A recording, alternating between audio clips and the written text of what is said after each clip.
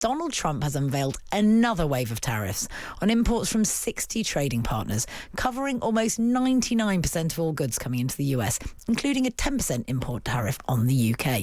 The White House says it will protect American jobs, but critics warn it could push up prices further for consumers. Well, joining us now from Los Angeles is the Times' West Coast correspondent, Keiran Southern.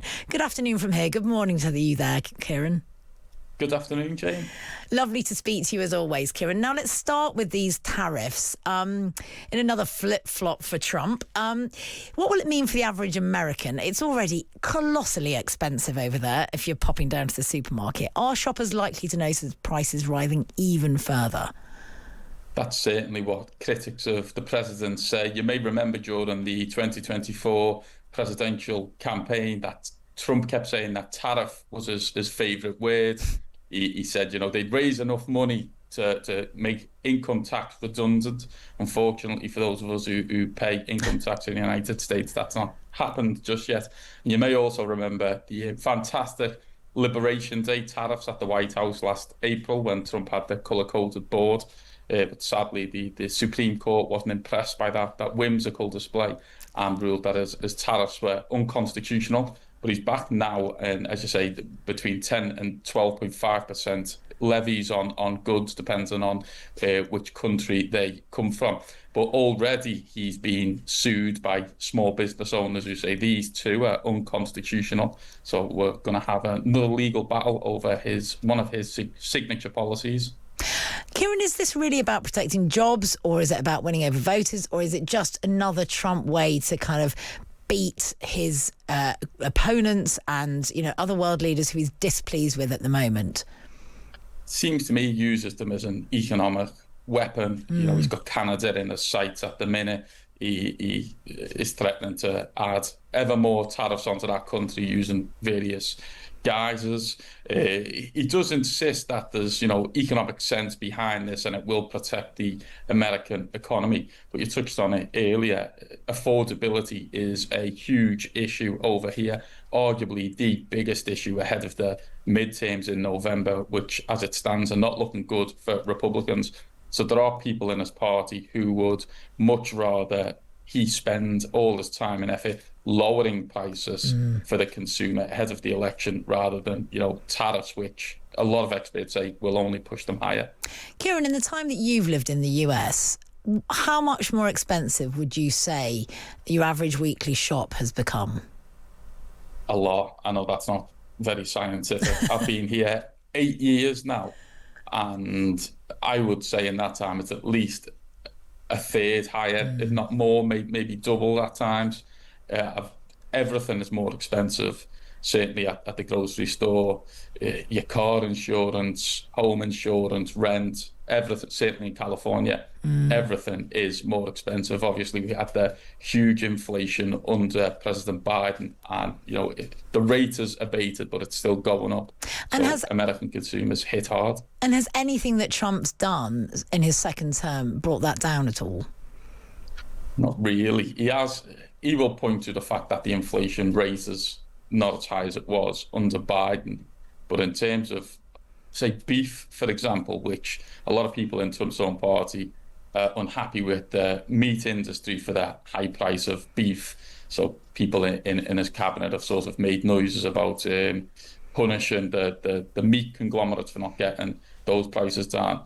But it's so expensive due to various supply chain issues. Beef often it's just always going through the roof. He did have some success with eggs last year, if you remember that. He kept talking about how he got the egg prices down from the high points under Biden, but his critics will point out, there were other factors in that, like bird flu and things. Keiran, one of the ways that people might like to take their mind off the colossal cost of living is by going and watch a nice film. Now, Christopher Nolan's Odyssey has helped IMAX deliver its biggest ever opening weekend. But there's been a bit of a scramble to find IMAX tickets, which you've been writing about. On eBay, a prime seat at the AMC in Lincoln Square in Manhattan on August the 14th is being offered for $699. I mean, are people actually paying this, Keiran? It seems that they're prepared to. So Christopher Nolan has been saying for all through the promotional run of the Odyssey that 70mm IMAX is the best way to watch his new movie. And if you see a side-by-side comparison of what 70mm IMAX looks like compared to a normal screen, the people watching on a normal screen are seeing much less of the picture Nolan intended.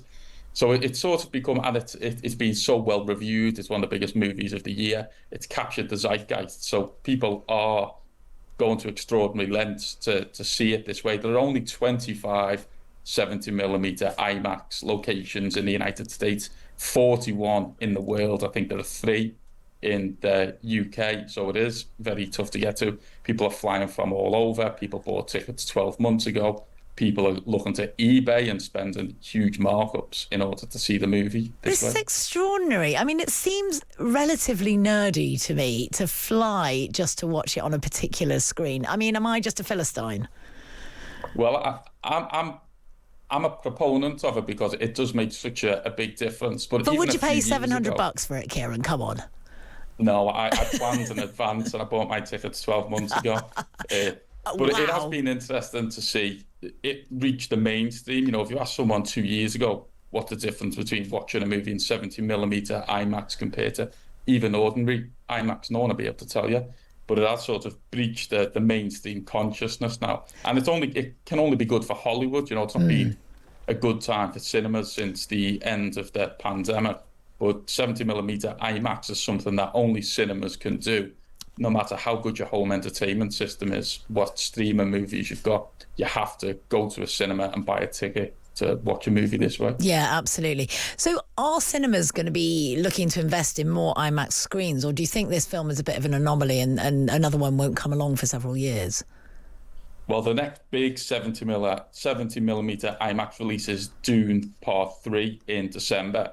But the problem is this technology is quite old. IMAX hasn't made a 70mm projector in about 50 years. In fact, it's not even sure that it's got the engineering blueprints to make more. It's a very specialized skill. Sort of like we've lost the skill to do this. So I'm sure there are lots of venues around the world which would love to phone IMAX up and say, can we buy one of these projectors? But they just don't have them. Wow.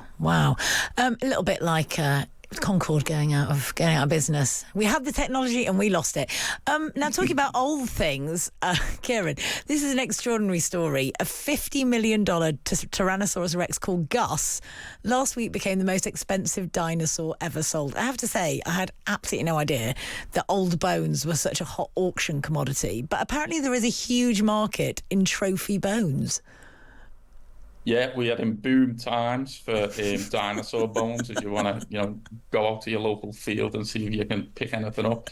But it sort of started in the early 90s. There was a Tyrannosaurus Rex skeleton dug up in a famous bone field in Dakota.